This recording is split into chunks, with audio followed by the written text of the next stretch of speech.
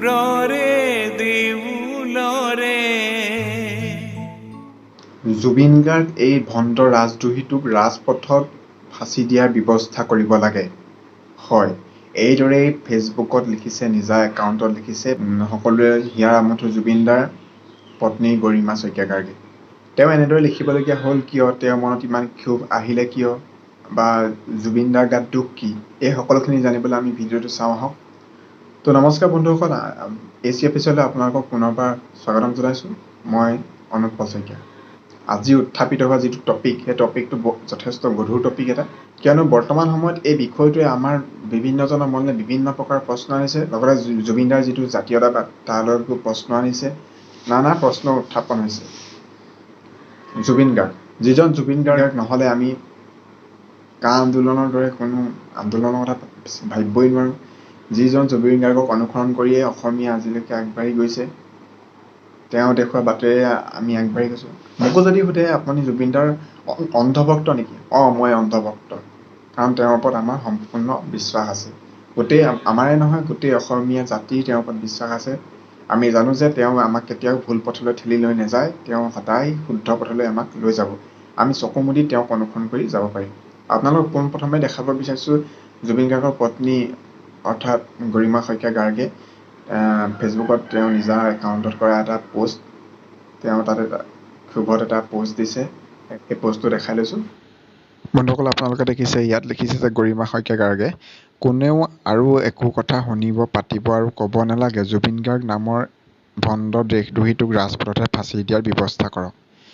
বন্ধুসকল দেখিছে আপোনালোকে, এইটো এটা আৱেগিক হৈ তেওঁ লিখিছে যে কাৰণ জুবিনদাৰ বিৰুদ্ধে সকলোৱে বিৰূপ মন্তব্য কৰিবলৈ ধৰিছে, সেয়েহে তেওঁ হয়তো আৱেগিক হৈ ক্ষোভত এনেকৈ এটা পোষ্ট কৰিছে। আহক আমি বাকীখিনি কথা পাতোঁ এতিয়া। এতিয়া আহোঁ মেইন কথালৈ। জুবিন দা হৈছে আমাৰ অসমীয়া আৱেগ। মই বিশ্বাস কৰোঁ, অসমীয়াই বিশ্বাস কৰে, জুবিন গাৰ্গ এজন নৱপ্ৰজন্মৰ লাচিত বৰফুকন। গতিকে তেওঁ এটা ভুল সিদ্ধান্তই আমাৰ অসমীয়া জাতি বিপদলৈ ঠেলি লৈ যাব পাৰে। কিয়নো সকলো অসমীয়াই, সকলো বুলি নকওঁ, যিসকলে তেওঁক বুজি পায়, তেওঁৰ আৱেগখিনিক বুজি পায়, অন্ধভাৱে চকু মুদি তেওঁক বিশ্বাস কৰে। আৰু আমি জানো যে তেওঁ আমাৰ বিশ্বাস কেতিয়াও ভংগ নকৰে। মোৰ প্ৰত্যেকজন অসমীয়াৰ বিশ্বাস আছে, জুবিন গাৰ্গে কেতিয়াও পলিটিকেল স্বাৰ্থৰ বাবে কাম কৰা নাছিলে, নকৰে আৰু কেতিয়াও নকৰিব। এয়া আমাৰ বিশ্বাস। এতিয়া আহোঁ মেইন কথালৈ। বিজেপি চৰকাৰৰ শাসনাধীনত কৃষি বিভাগৰ ব্ৰেণ্ড এম্বেচাডৰ হিচাপে জুবিন গাৰ্গক নিৰ্বাচিত কৰা হয়। এতিয়া কথাটো হ'ল যে মানুহৰ মনলৈ এনেকুৱা প্ৰশ্ন আহিছে, যিজন জুবিন গাৰ্গে আমাক কা আন্দোলনৰ সময়ত আমাৰ গোটেই অসমীয়া জাতিক আগবঢ়াই লৈ গৈছিল, জাতীয়তাবাদৰ মূল মন্ত্ৰেৰে তেওঁ আমাক স্বৈৰাচাৰী চৰকাৰৰ বিৰুদ্ধে আমাক থিয় কৰাইছিল, সেইজন জুবিন গাৰ্গে এতিয়া এই চৰকাৰৰ সৈতে একে শাৰীতে থিয় হৈছে। কিন্তু কথাটো সঁচা জানো? চাওক, এতিয়া আমি দুটা দৃষ্টিকোণৰ পৰা চাব লাগিব কথাখিনি। এটা হৈছে আমি জুবিনদাৰ দৃষ্টিকোণৰ পৰা, আৰু এটা হৈছে বিজেপি চৰকাৰৰ দৃষ্টিকোণৰ পৰা। জুবিনদাৰ দৃষ্টিকোণৰ পৰা যদি চাওঁ, তেওঁৰ উদ্দেশ্যটো হৈছে, মই যি বুজিছোঁ, তেওঁৰ উদ্দেশ্যটো হৈছে, মই নহয়, তেওঁ আৱেগ বুজা প্ৰত্যেকজন অসমীয়াই বুজিব। বেছিভাগ কৈ গৈছে, আমি অসমীয়া নহওঁ দুখীয়া, কিহৰ দুখীয়া হ'ম, সকলো আছিল সকলো আছে, নেদেখোঁ নলওঁ গম।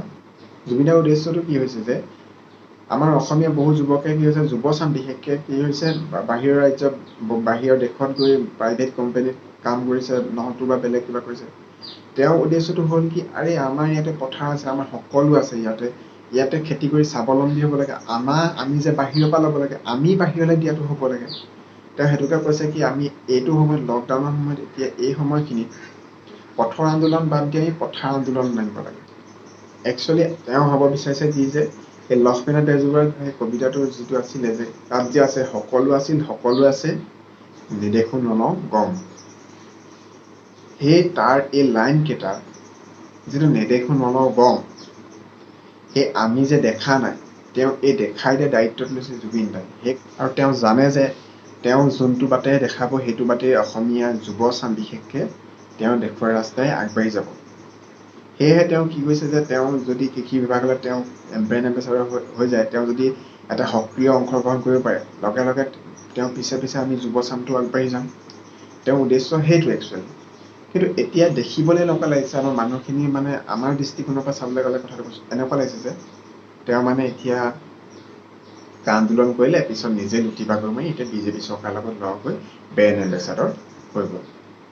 কিন্তু তেওঁৰ উদ্দেশ্যটো বেলেগ যে আমাক এটা অৰ্থনৈতিক বিপ্লৱ আনিব খুজিছে, পথাৰ বিপ্লৱ যিটো আমাক স্বাৱলম্বী কৰাৰ পথটো দেখাব খুজিছে যে আমাৰ নিজৰ ইয়াতে সকলো আছে, আমি নিজে কৰি নিজেই ঘটিম, নিজৰ খাম, লোকৰ নাখাওঁ। তেওঁৰ উদ্দেশ্য সেইটো। একচুৱেলি ভুল বুজিছে মানুহখিনি। কিন্তু এটা প্ৰশ্ন মোৰ মনতো থাকিলে, কিয়নো আপোনালোকলৈও এৰি দিছোঁ এইটো প্ৰশ্ন, আৰু জুবিন দালৈও থাকিলে এইটো প্ৰশ্ন, বুজি নাপালোঁ এইটো কাৰণ। ঠিক আছে, তেওঁৰ উদ্দেশ্যটো মহৎ, তেওঁ আগবাঢ়ি যাওক, তেওঁ আমাকো আগবঢ়াই লৈ যাওক, অৰ্থনৈতিক ক্ষেত্ৰতে হওক, আমাক স্বাৱলম্বী কৰাৰ ক্ষেত্ৰতে হওক, আগবঢ়াই লৈ যাওক। কিন্তু এটা কথা ময়ো বুজি নাপালোঁ যে